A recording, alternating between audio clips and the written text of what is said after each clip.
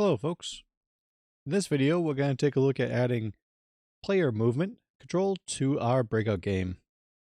So where we left off last time is we had a breakout game that when you press the cursor keys, the left right arrows, nothing moves. And ideally we want to add those and a spacebar key, so when we press the spacebar, the ball will go towards the bricks. So let's jump into our code and get started. So I'm in the script.js file, JavaScript file. Yours might be named differently. And we're going to go down and we've set up all the code we need to run the bricks and brick placement. What I'm going to do is I'm going to go down to I'm in the function create. I'm going to go all the way down to the bottom of it. And there should be a close bracket and close parentheses. I'm going to hit enter. And it's there that I'm going to use the cursor variable that we set up. And I'm going to redefine it. So I'm going to do a comment that says add player movement. And actually I'll change that to enable player movement. And we can do that by turning on certain keys. So cursors is going to equal this input dot keyboard dot create cursor keys. Open close parentheses. Okay. And cursor keys and phaser are going to track 6 keys, right, down, left, shift, and space. And up, I guess. Sorry. That's 6. Right, left, down, up, shift, and space. So control your arrow keys, your shift, and your keyboard. Okay. So we'll enable those. And that's it. So we can leave that inside of the create and we'll move into update. I'll go inside these brackets here, hit enter. And now I'm going to do add player movement. There's a comment and I'm going to do an if statement. And for this if statement, we're going to just check if cursors left is down. We could do player.body set velocity x to be negative 350. This is on the x axis. Okay. And we can add an else if. We can add another if. There we go. We can add another condition here. Whoops, typo. Okay, else if parentheses, we can add another condition here. We can do cursors dot right is down, right arrow is down. Then we can add player dot body set velocity x to be 350. Okay, x-axis. We'll go down here. We'll add one more else. And I'll add a comment here, player stays still if no key is down.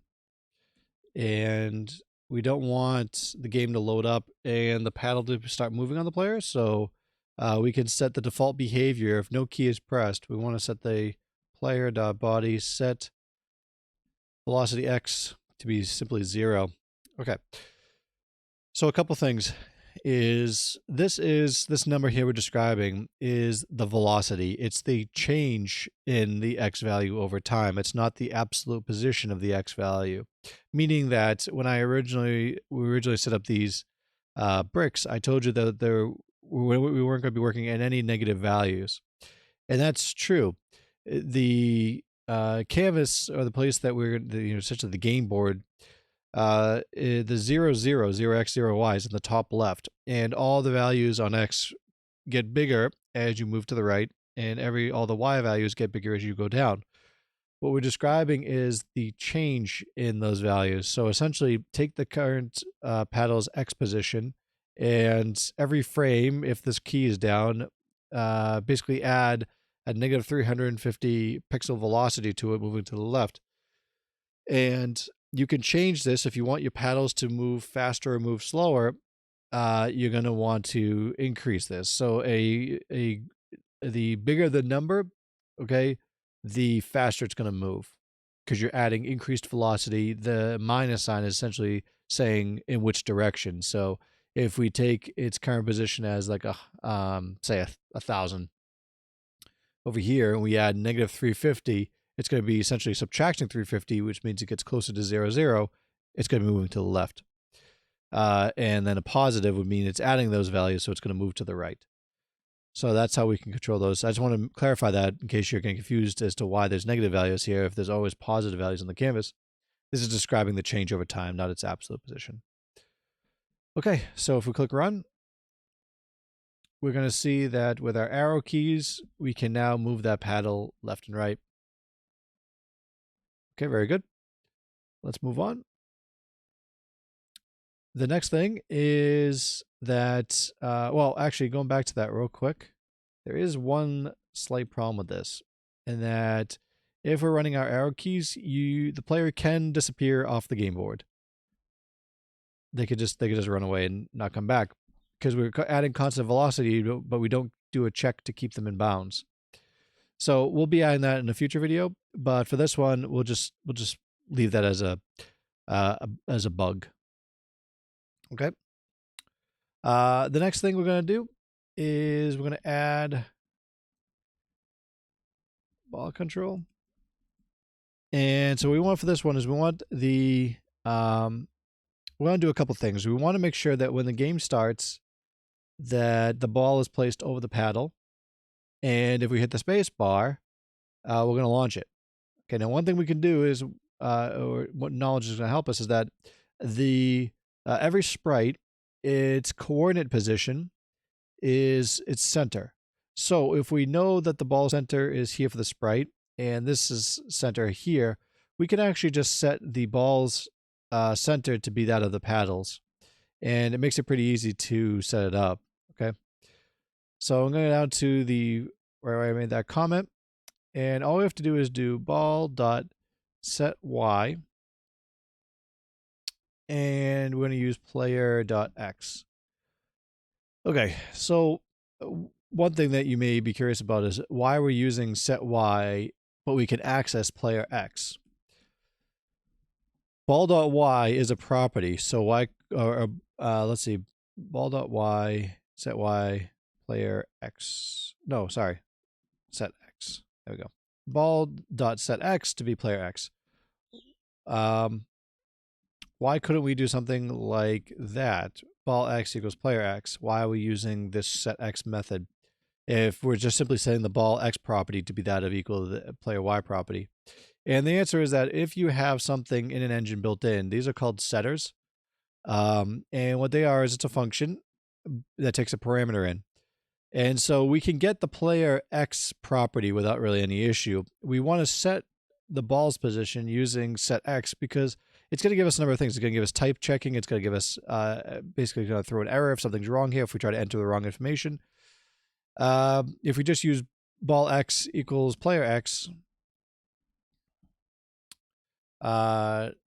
equals player x, or gets player x, this is more error prone, and it's just not as good as coding. So it's more likely to cause issues inside your program rather than this. So we'll use this setX function for this purpose. And what we can do is launch that using the cursors dot space is down. And just like before, we can do ball dot set velocity x, I said velocity y, excuse me, to be negative 200. And like before, when we move the player, we check to see if the spacebar pressed. If pressed, we would set the velocity y to the ball to negative 200, and negative y velocities send objects upward. Positive velocities tend to move them downward. And if you want to increase that speed, you want to, if you go that, like, I say bigger numbers, but like if you go to like negative 800 or something like that, technically I guess it's a smaller number because it's negative, but if you go to a larger value, you want to change it by. Basically, the bigger the difference, the faster it's going to go. All right. So if you add like 1,000 velocity, this thing's going to like fly off the screen. Okay. So that's it. If we now check it, click run, and let's take a look. Why is there nothing there? Because I have a typo somewhere. No, there it goes. No. Let's see. Where do I have a typo? That's right. That's right. Let's check our error message. And we got cursor space down is not a function. Cursor space down. Oh, here. It's not a function. It's a property. There we go.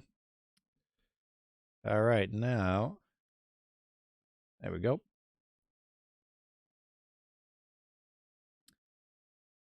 Okay, so we see the ball X is going to be the same as the paddles X, and we launch it, and it works.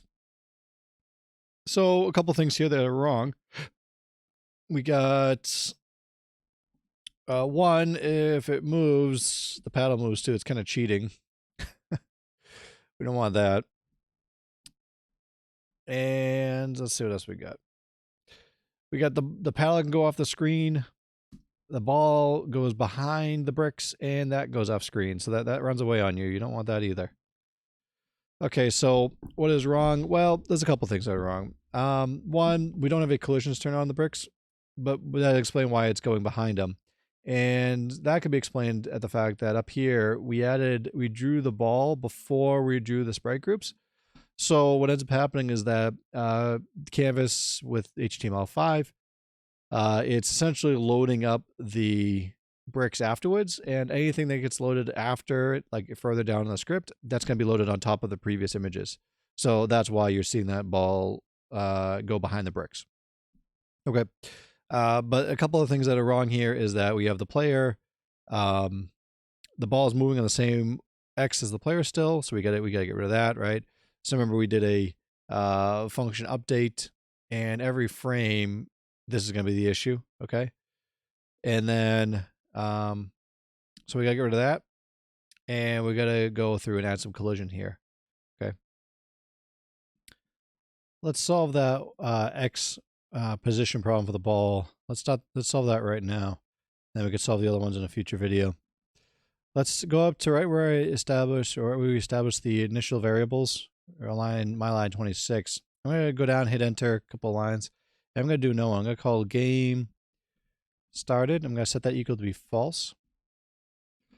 Okay, let game started equals false. I'm going to put that line 28. And now I'm going to go way back down to the function update, and under add ball control, I'm going to hit enter there, and I'm going to do if game